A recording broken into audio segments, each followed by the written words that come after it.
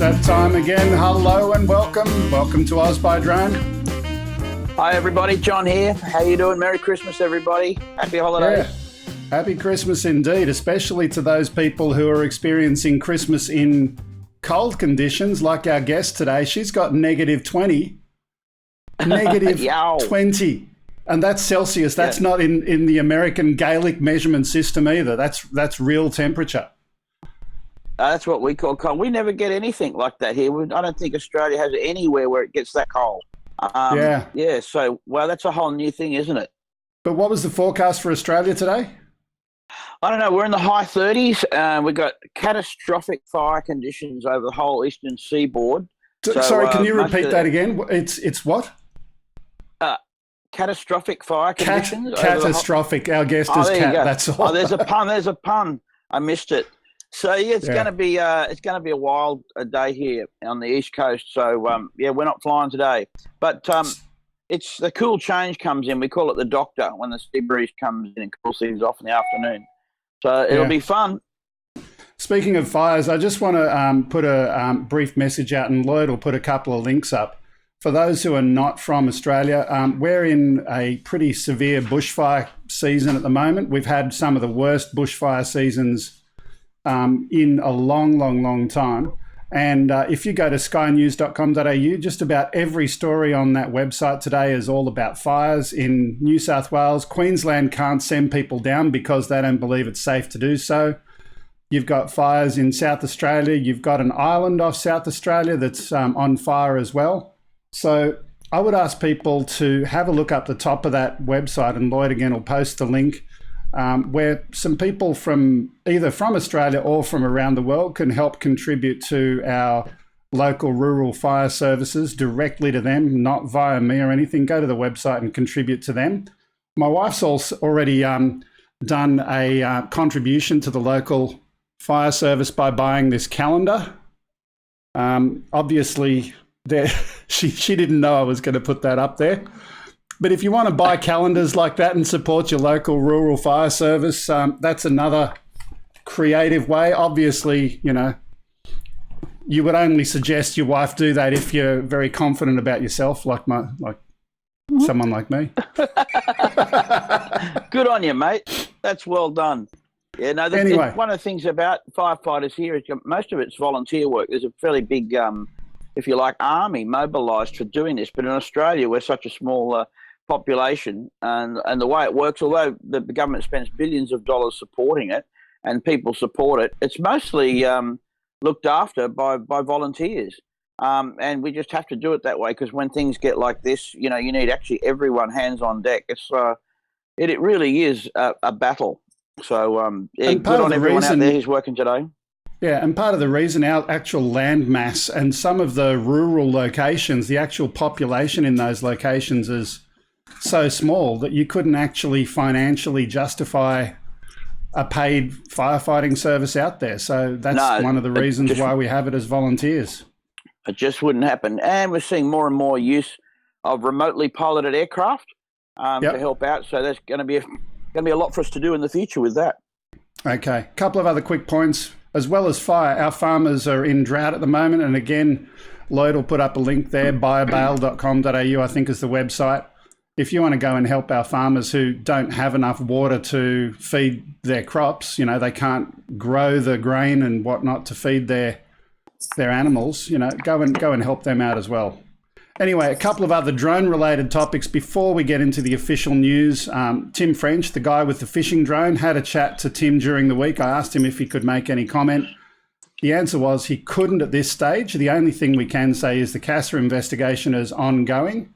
That I do know. It's unlikely we're going to hear from Tim until there's an official answer from CASA. But I guess the challenge is this is a bit of no man's land, where they haven't officially charged him, but they've raided his house and done all of those things, but he hasn't been charged or anything. So he doesn't want to go and talk to people or do anything until that's wrapped up. But how long will that be until that gets finished? Yeah, it's hard to know. So just to recap, those of you who don't remember, this is the guy who built a rather heavy octocopter and flew himself out over the lake in a wicker chair. We won't say he flew himself. We won't say he flew himself.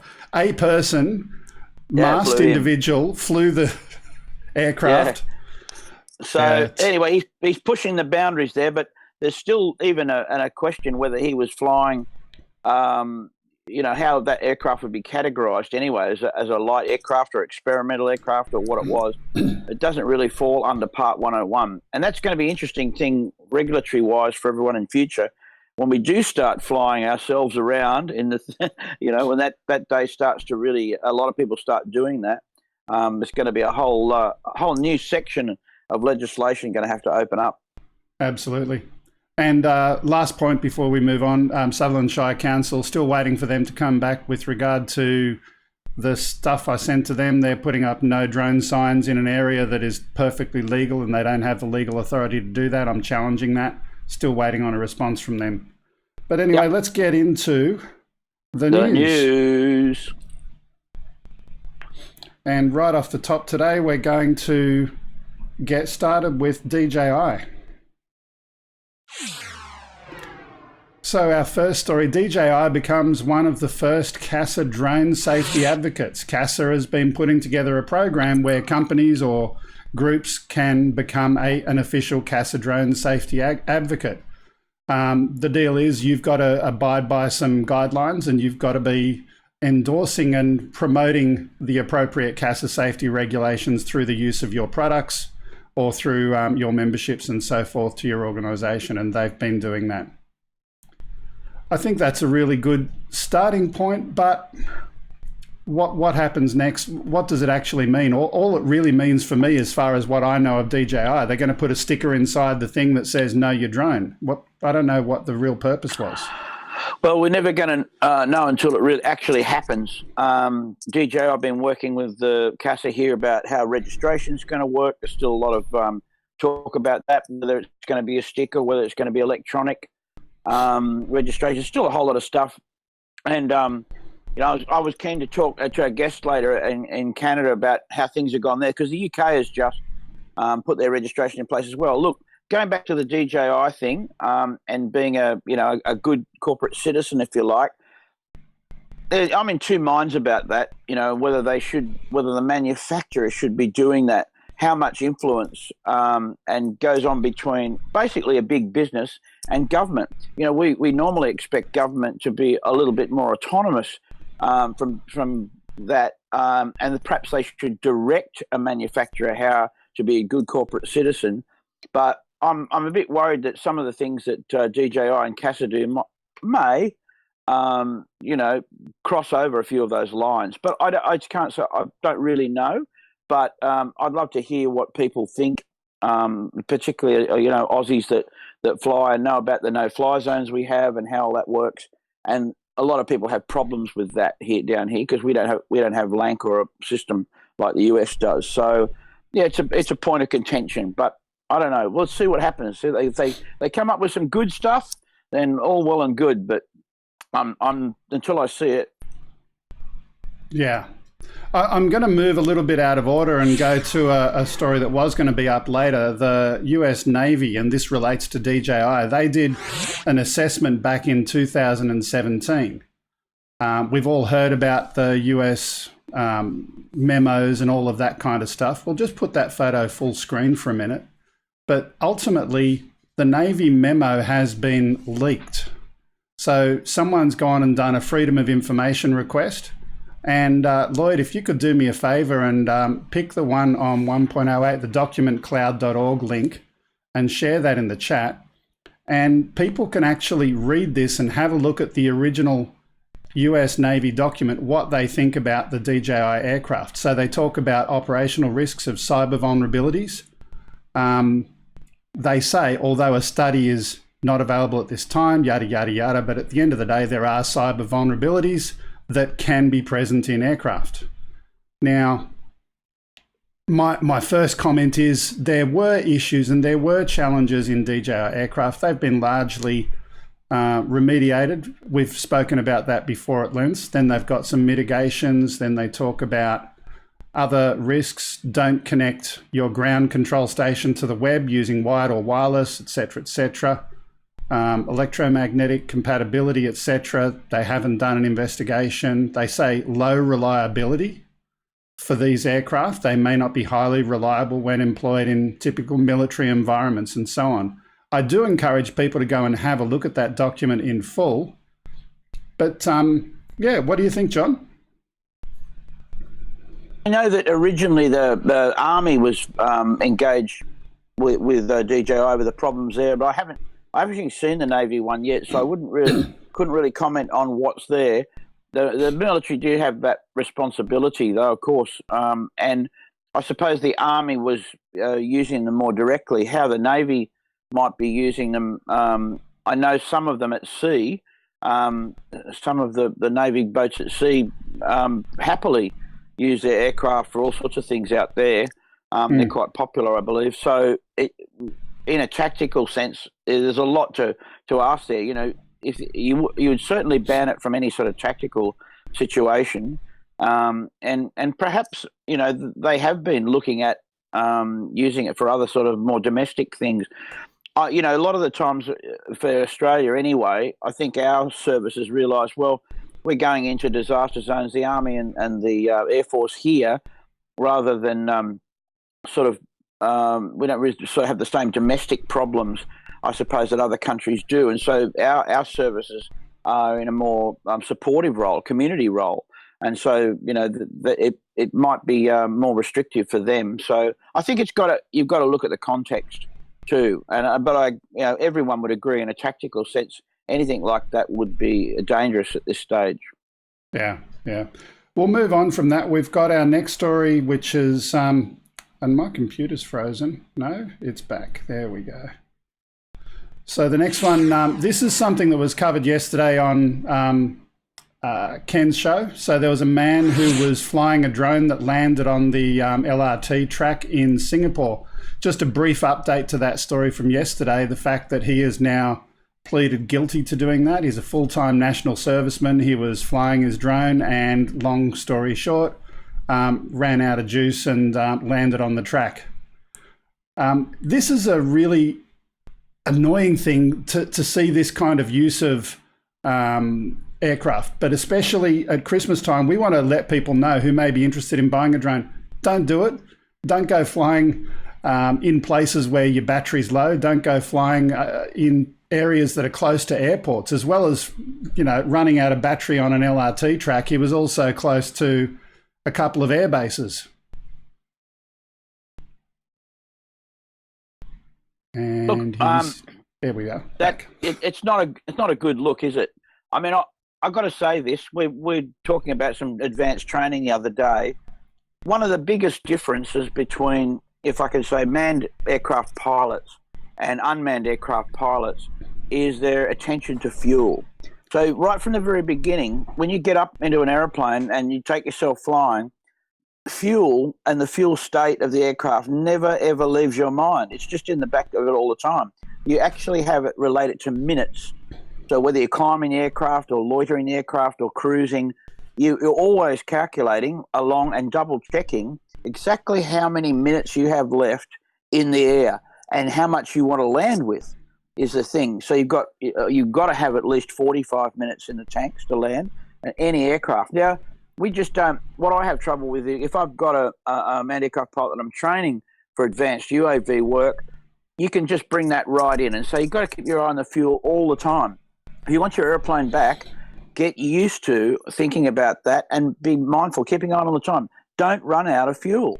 It's just, you know, it's as simple as that. And so many problems would be fixed if, you know, people thought that way and planned it. Plan your fuel. In stronger winds, you've got to cut the fuel back. Now we're doing beyond visual line of sight. You've got to land with 30% of your battery capacity. Put some things in place so that you don't do that. I mean, it happens all the time. We all, you know, probably push it sometimes and get close to coming back. It's not even good for your batteries to do that. You know, I can say that. Pulling your batteries down 15% and below is not good for them either. So, you know, there's my comment about it. We just got to sharpen up and do a better job, and they won't have the problem. Speaking of being mindful of the time left in fuel, well, what about the time left for this story? We're going to move on to our next one, also in Singapore. That was a bad transition. Yeah, Also go in on, you're good on you, Singapore, mate. Nova Systems have successfully completed the second stage of flight trials for their UAS traffic management system, their UTM. We got a video. Let's go have a look at some of that. And this will be our last story before we get in and say hello to our guest, Kat.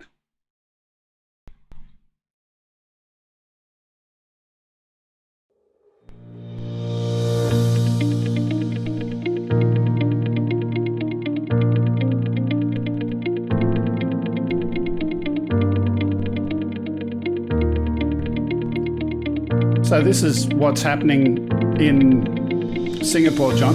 I can't see the screen. There's a window in front of the thing where I'm trying to move the audio. My producer, I can't see the screen. Sorry. Oh, look, I can. Yeah, this is great stuff. It's really just a mock-up of how the system works.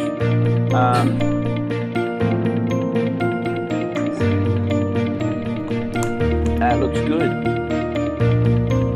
I wonder what the differences are. There you go. You got it now? Yep. And again, the UTM, they're going on drone corridors, which makes sense. It's interesting though. Singapore, because of their geography, is a lot different to a lot of other parts of the world. They need to have a very, very structured drone corridor safety approach to their UTM. Well, they do that in everything, Singapore, if you know the country at all. You know, it's a pretty organised little place. You can't buy chewing gum anywhere because, you know, that saves someone having to clean it up. But I think their sort of detailed approach to it, and these guys have been working on this for a long time. They just haven't jumped into the market here. They're not just a venture capital try it. They've been working on their own UTM. And what's interesting is, whereas, you know, I think the rest of the world will adopt some of their procedures and policy for it. Your point's correct, Greg. The way geographically they are, they'll probably make their own system and make that work, you know, first. And you know, one would respect that. It's not going to be a universal traffic management system. It might work for that country. So, you know, enter Jaris and all those others. We're trying to create some kind of platform so that the whole world is like that in the future. And we've got, you know, ways that we can have these sort of freedoms, if you like, inside a traffic management system. But yeah, the Singaporeans will get it right. No, I believe they'll get it right. Yeah. Okay, we'll leave that clip there now. And I think at this time we might go and say hello to our guest. It's time to bring in KATchUL8r FPV. Hey, Kat, how you doing? Good. How are you guys? Good. Welcome to Oz by Drone. You're coming from a different part of the world that's a totally different temperature up there today. Oh yeah, I'd rather be where you are, that's for sure.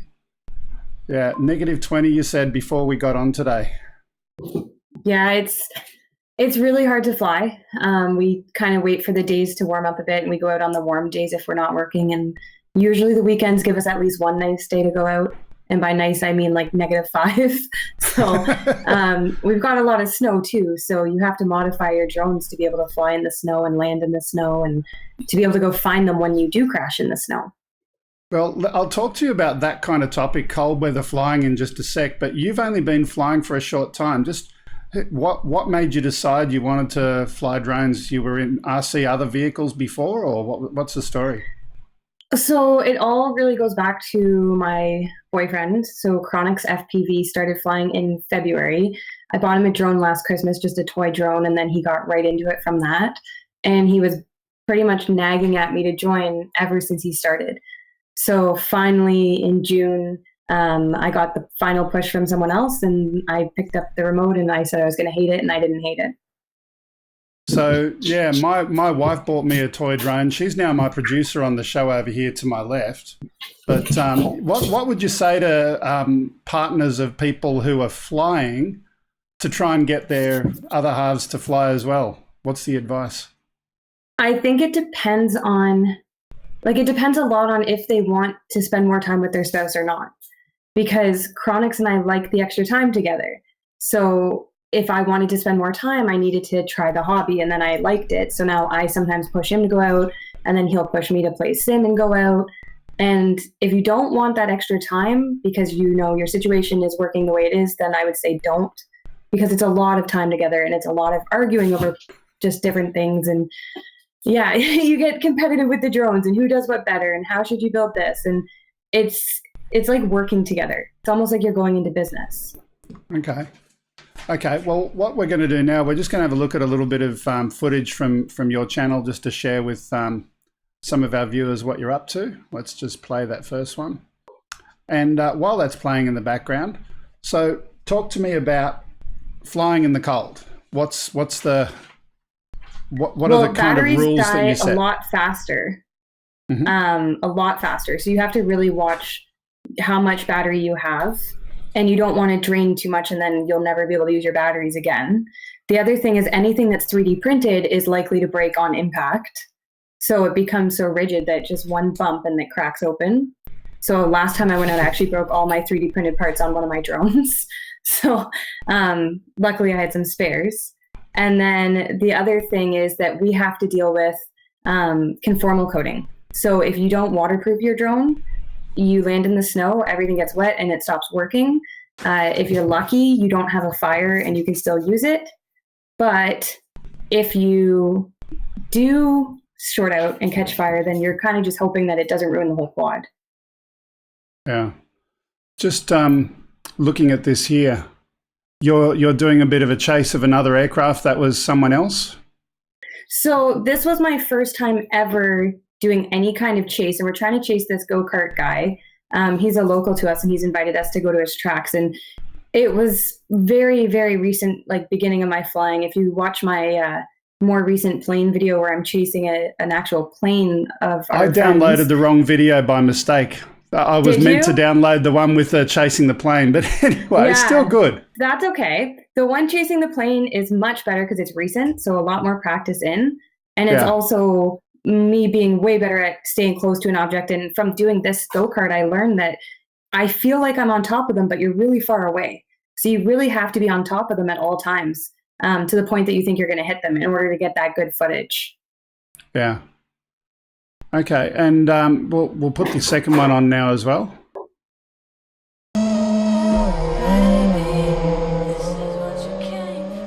Where's this one from?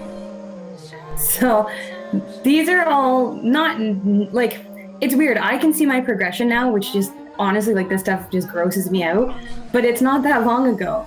And this was when I was starting to learn how to do power loops, and it's just an abandoned building kind of on the edge of one of the towns near us. So we went in, and you can't really go into it, but it's fun to fly the different structures around it. And it's more me just practicing different tricks and moves and gaps and spaces. And again, I can see the change, so this is like cringy for me. But I still think it's amazing. I mean, you've only been flying how long? June 6th to the day, actually. Yeah. That's pretty John, amazing. You're on mute. Oh, there you're back.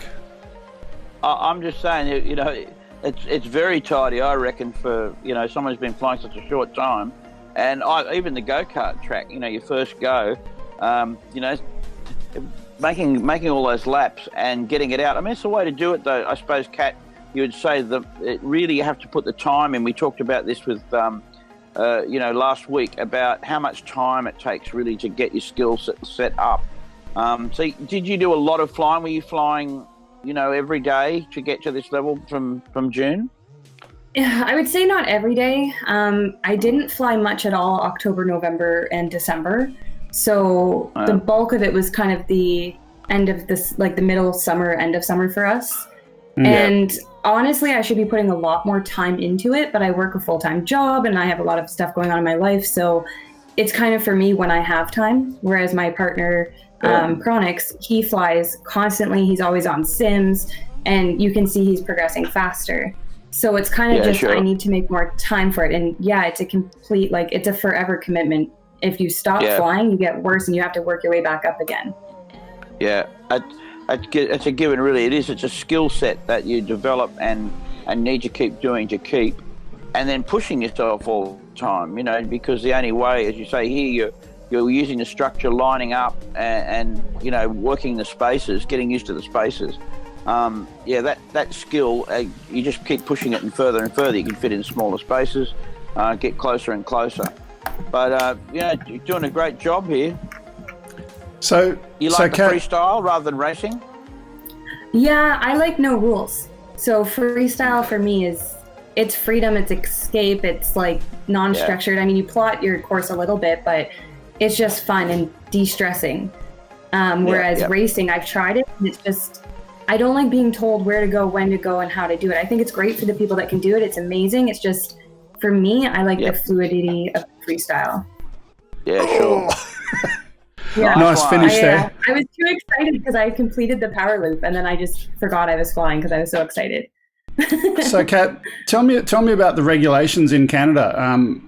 I had heard some earlier stories that they were pretty strict compared to a lot of the rest of the world. And where's that all at the moment? What's the reality? I mean, there's lots of rules and regulations, but there's nobody enforcing them. So if people can go, and they can go to like a Walmart or a Canadian Tire, which I don't know what you guys have down there, but they're just general department stores, and they can buy DJI, they can buy toy drones that are over 250 grams, and they're not being told to register them. They're not being checked for licensing.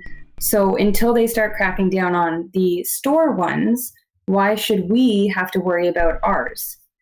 So yes, some people are licensed, and I think you should get licensing depending on what you're doing. But for us general people, we've been stopped by cops. The cops come talk to us. They say, hey, how's it going? What's that you have? And they like to know more about it, and then they leave you alone because it's not them enforcing it anyway. Yeah.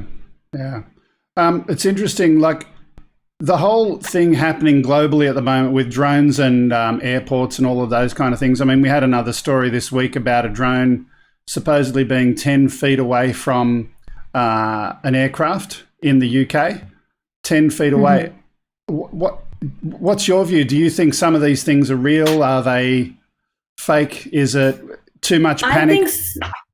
I think some of it's fake. I think they just need to not fearmonger, but they want to blame someone, and they like to talk about things. And I mean, UFOs have been talked about around planes forever, but nobody's pointing at that. Instead, it's easier to say that, oh, it's the drones. So I don't know. It wasn't me. So I don't know if it was real or not, or who was there. But I mean, I think if you're flying around airports and wind turbines and all these stupid things are going to get you in trouble, you deserve to get in trouble, because it just makes the hobbyists look bad. Yeah. Anyway, Kat, look, it was wonderful to have you on as our guest, and I'd asked you to stick around in the chat, say hello to a few people. We've got Nightbot going and putting your channel link in there every 15 minutes or so, so encourage some of our viewers to go and check out Kat's channel. Make sure to check out her videos and subscribe. Definitely should appreciate that. Yeah, fantastic flying, Kat. Good on you. Thanks, guys. Merry Christmas. Merry Christmas to you, and enjoy your cold weather. I actually wish it was a little bit cooler over here. Yeah, be nice, wouldn't it? Yeah. Anyway, back to John. There we go. That's me. There we go. I was sitting there waiting. Anyway, I'm still here. You know, the it's hard to get my head around what flying in that sort of cold weather would be like. Just the battery maintenance. Just the battery maintenance itself, and you'd be having to heat them up before you do some stuff, having your battery warmers out, and I'm worrying about all of that. And I'm complaining today that we can't fly today because it's going to be hot and windy. I mean, a lot of times here we just got heaps of times we can fly, where I suppose in other parts of the world you're looking for that one day in the middle of 5 or 6 that you can fly. So it is. It's a privilege. It is.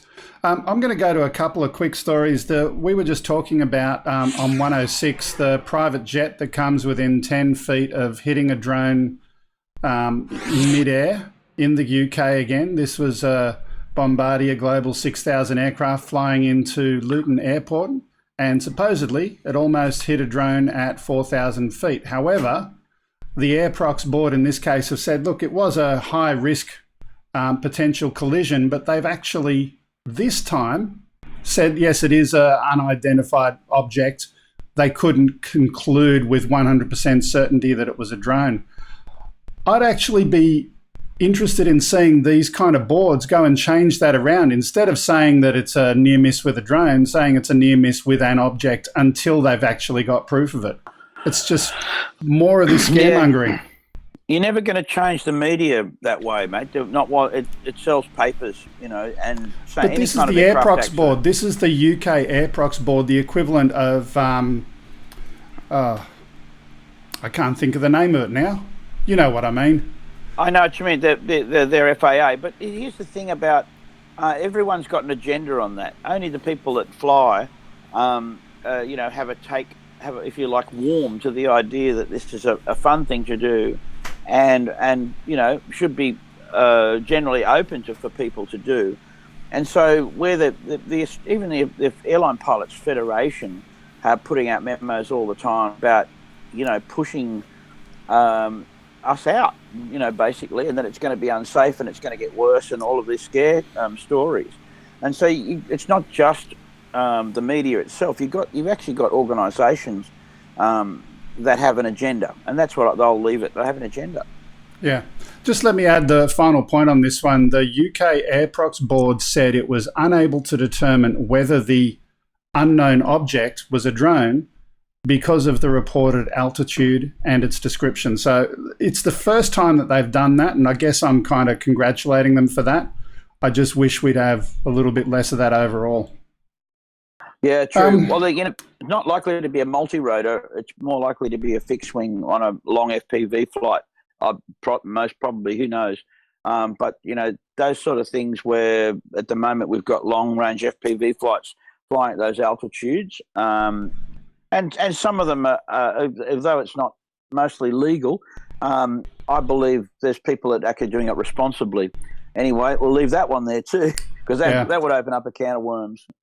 I just realised there was something that I totally forgot to do before Kat disappeared. We were going to do this instead of Stunk the Yank. We were going to confuse the Canadian. But I tell you what, for a bit of fun, John, you were preparing a question that we were going to ask of Kat.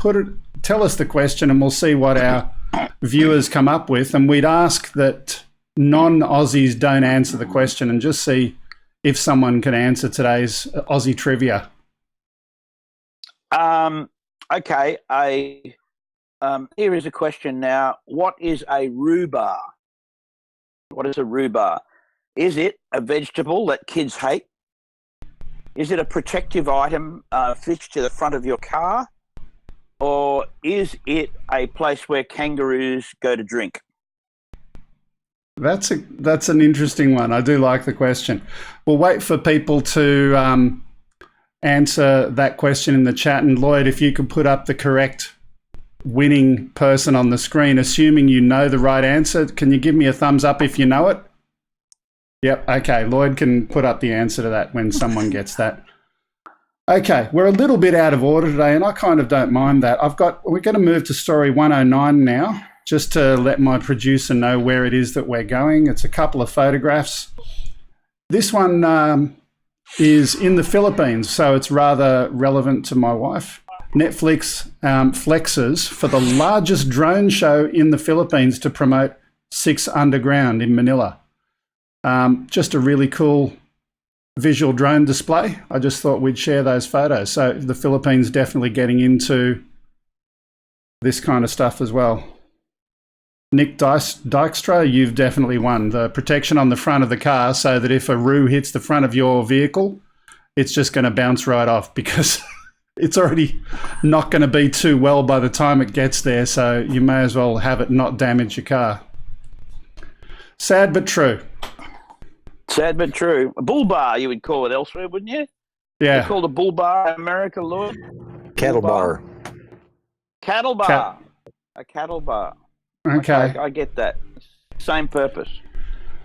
Okay, so look, we've got a few more news stories in the background, but what we are going to do right now, I may or may not do a few more of them. I'll have a look. This is our last show of the year. What we are going to do right now is go to our Explore Australia segment, and this is something really special. We'll say goodbye to John for the end of the year, though. He's going to go and enjoy some Christmas time. Yep. Thanks, everybody. It's been a great year. It has enjoyable being with you. It has been a great Merry year. Christmas, Any last messages for new drone flyers from you, John? Merry Christmas. Now, remember, we talked about this last week. If you get a new aircraft for Christmas and you've never flown it before, don't start it up in the lounge room, okay, unless it's a tello. Take it outside, charge up the battery properly, have a bit of a read. No one's going to do this, by the way, but, you know, I'm going to say it, and enjoy your flying. Fly safe over Christmas. I'm sure a lot of people will get the Mavic Mini, perhaps if they're lucky. I flew it for the first time yesterday. It's an absolute cracker of an aircraft. It really is. DJI excelled themselves once again on a very, very small aircraft that just absolutely knocked me out. So there you go. Those that get Mavic Minis for Christmas, good on you, but take it outside. Don't start it in the lounge room. It doesn't have any obstacle avoidance. But have a great Christmas. I didn't know that everybody, you and fly were safe. purchasing. I didn't know that you were getting the Mini. Can you briefly comment about the radio signal and range and all of that kind of stuff? Well, I didn't actually get. Martin and John, two of the guys that fly with me, got them recently, and also did Tim. So we had three of them there, and did a bit of range checking and so forth. And the range is incredible for what it is. No problems out. You know, right to the edge of visual line of sight. Can I say that? Nice and solid all the way, and it was blowing. I suppose around 20 kilometres an hour. You know, and that the aircraft handled that well too. It's not going to handle bigger winds.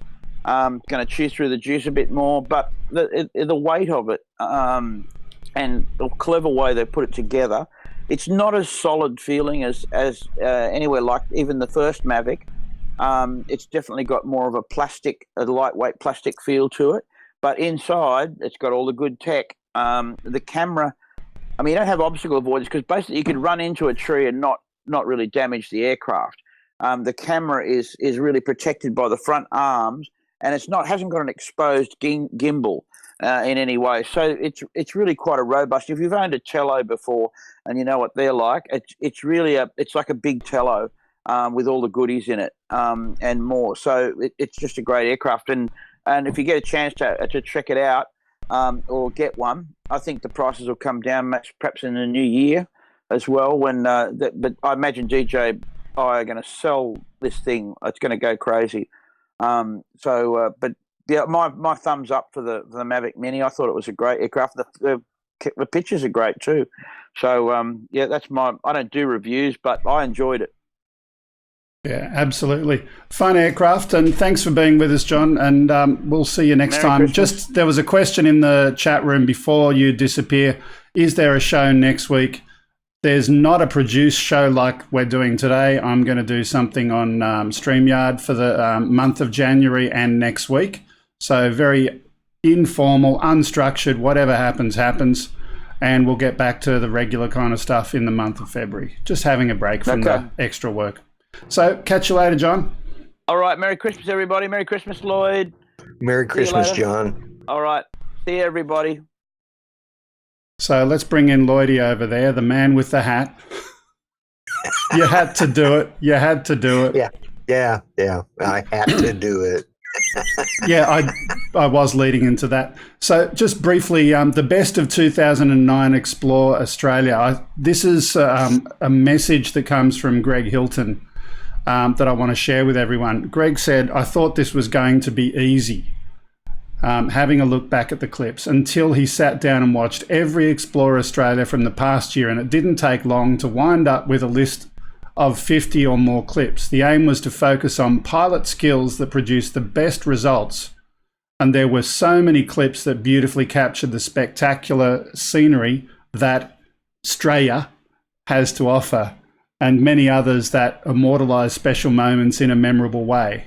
And there were countless other shots that were executed with great precision.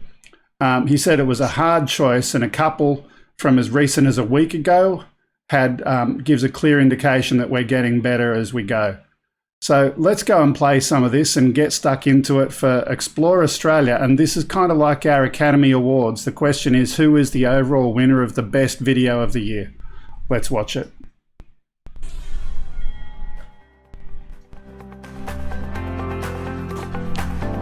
So this first finalist comes from the Drone Way, flying the Nullarbor, trucking across the Nullarbor.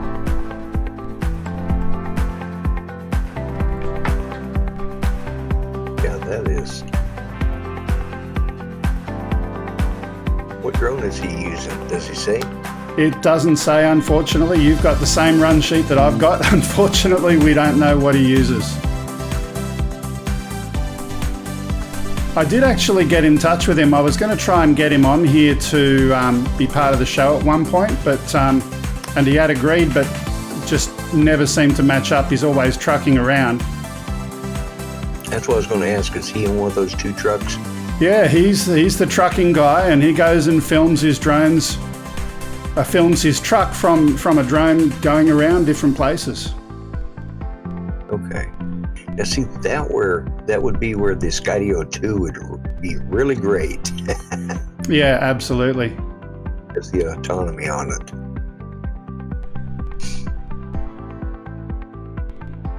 So while that's playing, before we get to the next clip, just some extra words here from Greg Hilton, who put this together. Viewers will be pleased to note that there are no boring top-down shots, no constantly fading to black as if we're all about to fall asleep, and no letterboxing in the vain hope of trying to make it appear more cinematic.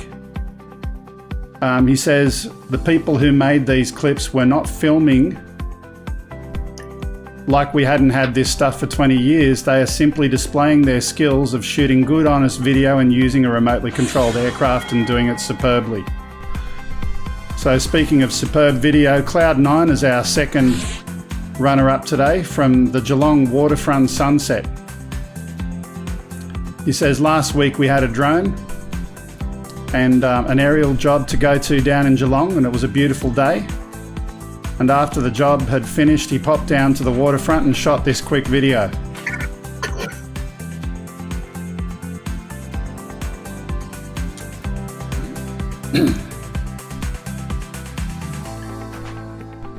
That looks like it's right. Is it coming into a sunset? Yeah, absolutely. Geelong waterfront sunset. Yeah. Really nicely shot.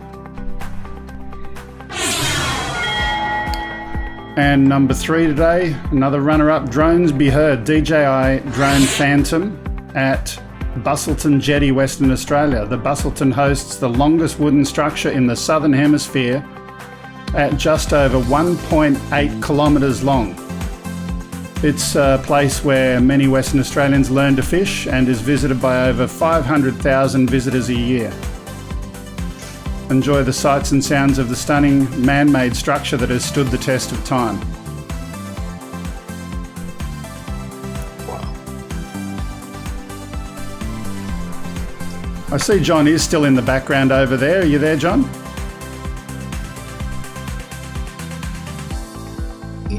I think he took his headsets off. I think Sorry, he did. mate, you did. I'm on the other side. There, go ahead. Yeah, I just thought I'd get some of your feedback since you're still around for a little while.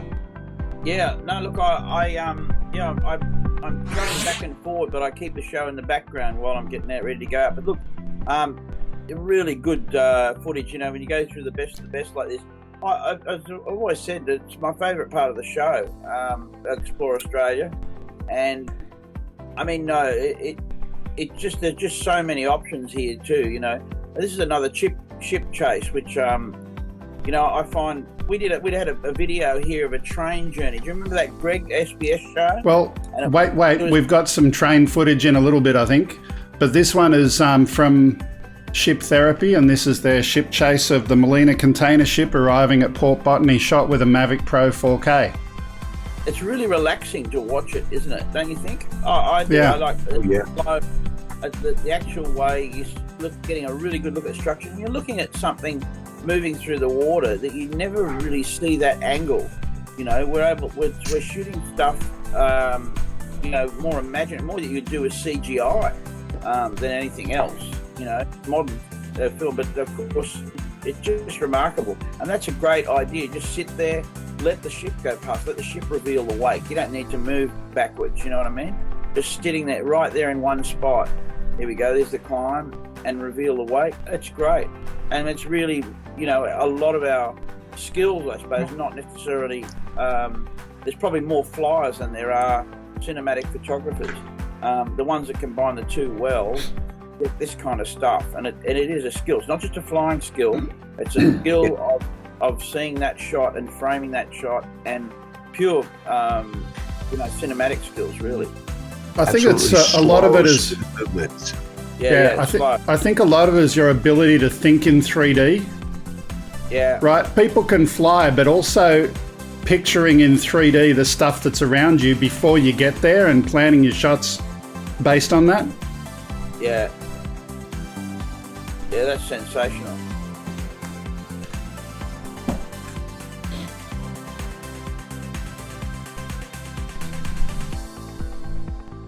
Through the smoke. Yeah.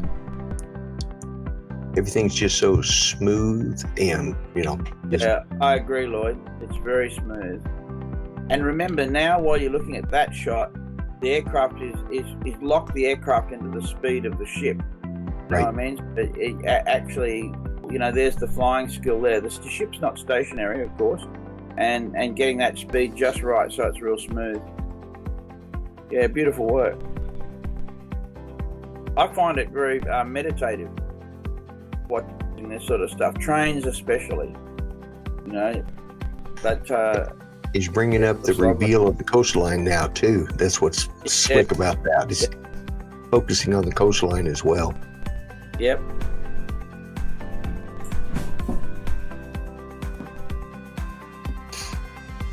Very cool.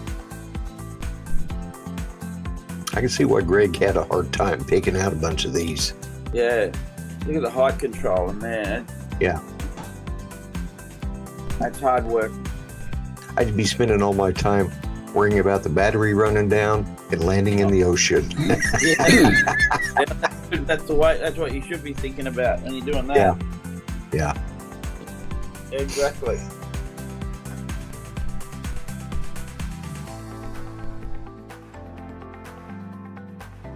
So, John, just for everyone's benefit, if you ever are going to go and fly anywhere near a ship, what are some of the quick tips that you'd want people to be aware of? Well, there's a whole lot of debate about what the regulations are, but those aside, you're not flying over a populous area, and you're not flying over someone's property, you're flying over the water. So there's a lot of I don't know how long we're going to be able to do these shots actually, but don't run into it. don't sort of cause the ship any stress, I would imagine. Most sea captains like to, even when they're dealing with anything on the water as well, as they like to have plenty of notice, and moving slowly around the ship like this is probably the best advice.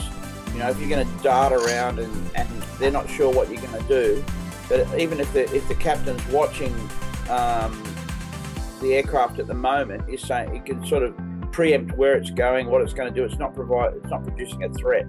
So common sense, don't fly in a threatening way, and I don't think anyone would have any drama with it. But as you say, I don't know that it's going to be legal forever. I think there's going to be an exclusion zone around ships that will happen eventually.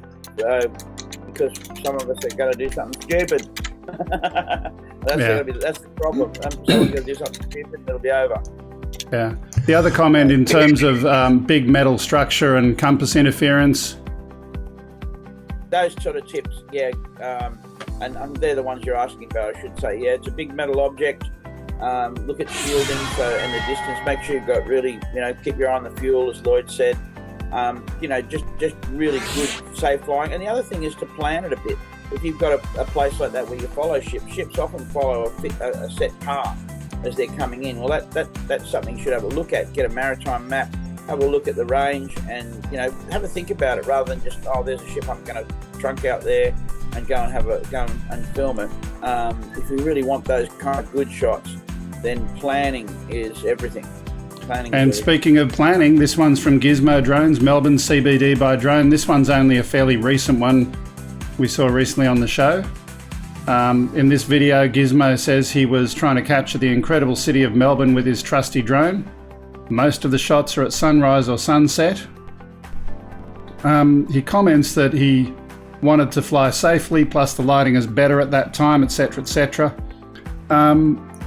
He says he only flies for fun, and he checks for other aircraft, stay low, treetop height, and lands if there are other aircraft nearby. Otherwise, no higher than 120 meters. He documents everything that he's doing to stay safe while flying in this area. Safety aside, again, beautiful footage. Yes, that's what Geeks Fun was saying. There's a dozen different things to be looking at there. And Matt Norris said that when the last video, he said the guy did lose one of his drones for 300 meters? Yeah, 300 meters from shore when it finally crashed. So So ship therapy, he lost one? Yeah, battery. Watch the battery.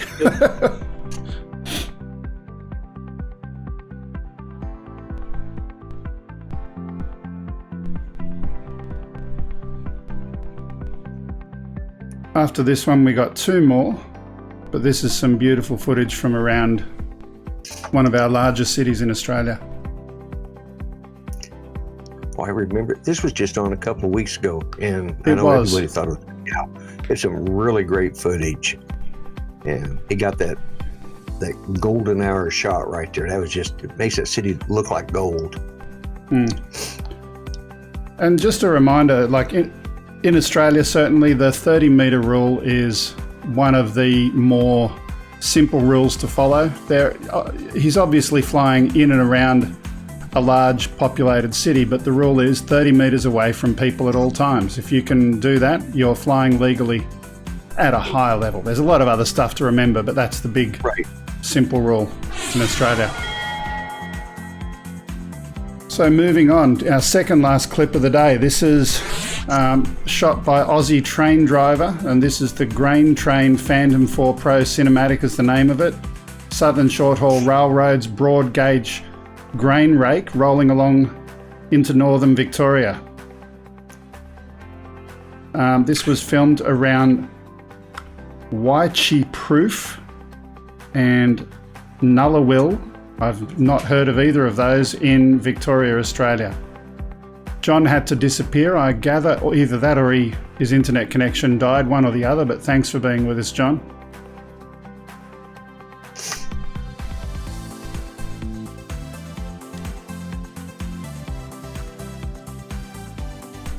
So we were talking about Kat earlier on doing some chases of, first of all, the carts, and then I'm really annoyed with myself that I downloaded the wrong clip. The chase with the... she was actually doing a really good chase of an aircraft. It was really good. For someone who's only been flying 6 months, I was absolutely, gobsmacked. Just, perfect word. Yeah. But again, this one, some really good footage here as well. Now, I don't know if, judging by the name of the channel, Aussie Train Driver is the name of the channel. So I'm guessing he is actually a train driver as well who happens to be flying, and he probably knows some of these drivers, and he's let them know that he's going to do this footage in advance. That's my guesswork. But absolutely is that what beautiful. you call them, train drivers? You call them engineers or something? Here. Yeah. Train driver, we call them, Yeah. See, I remember this one, and the one thing that struck me is I hated that they discontinued the old red caboose. To me, just not a train without one.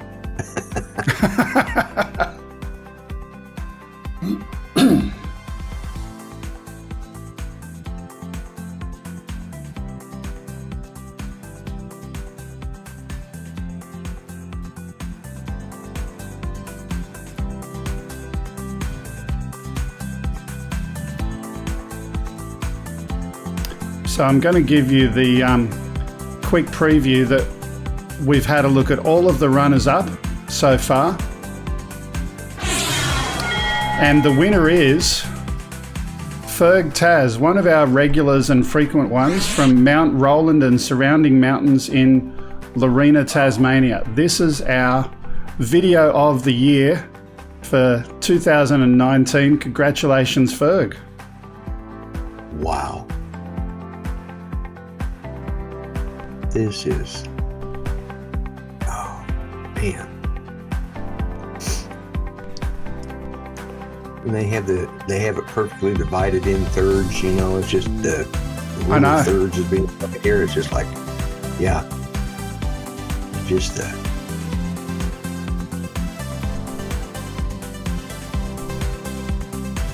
So I'm going to quickly mention what I say every week. All of the people who have had their videos used in today's show, we've got links to their channels in the description. I would really, really appreciate it if you go to those channel links, have a look at them. If you like them, comment on their videos, subscribe, watch some more of their content, say hello, let them know that you saw them here on Aussie Drone, and I'm sure they'd appreciate you checking out their footage.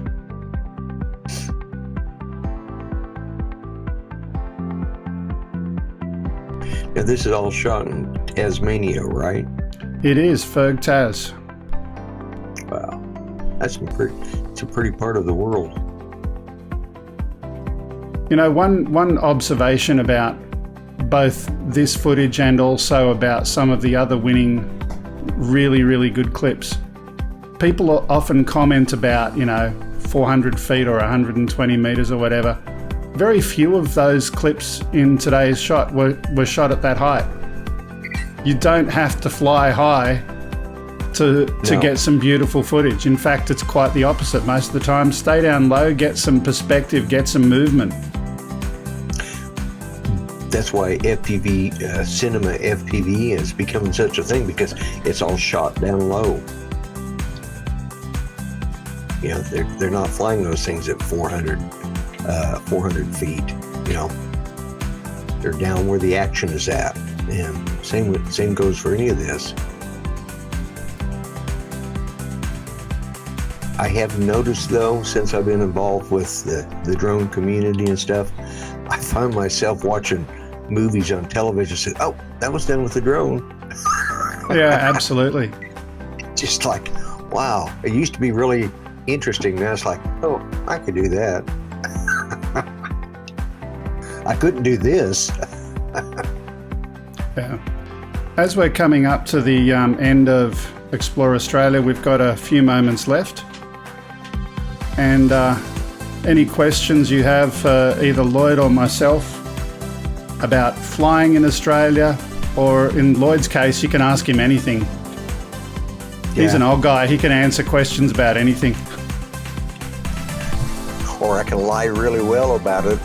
After all, I'm running for president. Look, when it comes to Lloyd, you know he's full of wisdom. Yeah, I've been told I've been full of a lot. Wisdom wasn't one of them.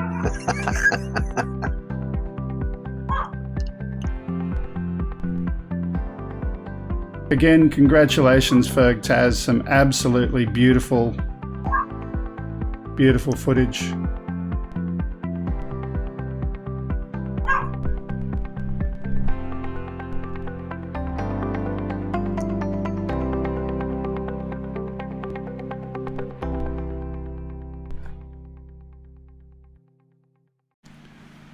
And there we go. That was Explore Australia and the awards for 2019. Congratulations, Ferg Tas. So I'm having a look down at the chat and just having a look back. We've got a couple of minutes left. What else have we got over here? Any questions from our viewers before we finish for our last produced? The only thing that Mel said was that, you know, if I didn't have the answer, I would make it up. And yeah.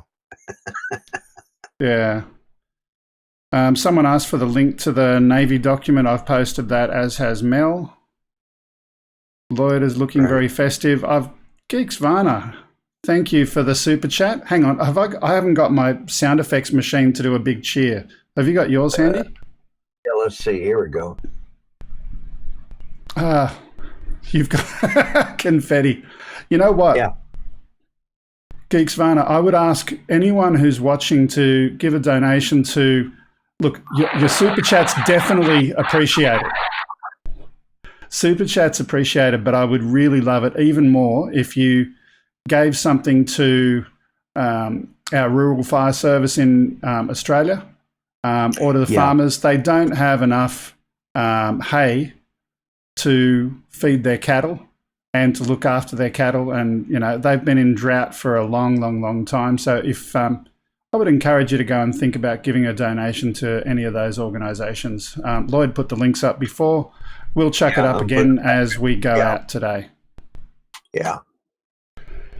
Okay.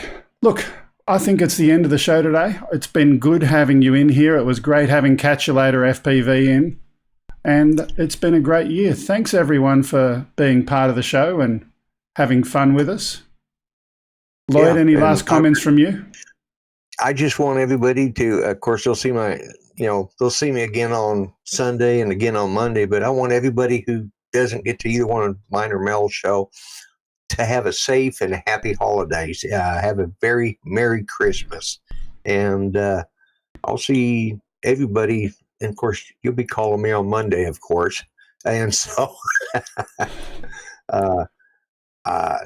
it's a great show, and I appreciate you letting me be part of it, Greg. From where I was at a year ago, this year's been good in that respect. And I really appreciate you letting me be part of it. And I always appreciate everybody out in the viewing audience.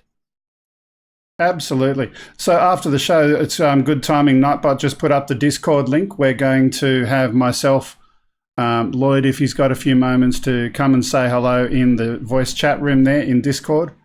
And happy Christmas, everyone. It's been fun. Oh, I do have to do the announcements, the couple of little things. First one being, if you do want to send email to us at any time, there's where you can send that in, upload@gregkuhnert.com. If you would like to follow us on social media, there's a couple of links. Now, I'll tell you the list of channels that we're on in a couple of minutes. Last thing, if you do want to send anything physical, postal address is 5/127 Princess Highway, Sylvania, New South Wales 22224. Before we go, I do want to get up a list of all of the different platforms that we're on. I want to ask a quick favor of everyone here. So today we are on YouTube and on Twitter and on Facebook and on Twitch, DLive, Smashcast and Mixer. So all of those platforms, we're going out simultaneously. Do us a favor and help our subscriber numbers on some of those platforms by subscribing there. That would be very, very much appreciated. And I'll publish the links for all of those straight after the show so you can go out and check them out. Okay, that's all for today. Thanks for being part of it. Thanks for watching. Thanks for being part of the community, and I'll see you next time. Bye-bye.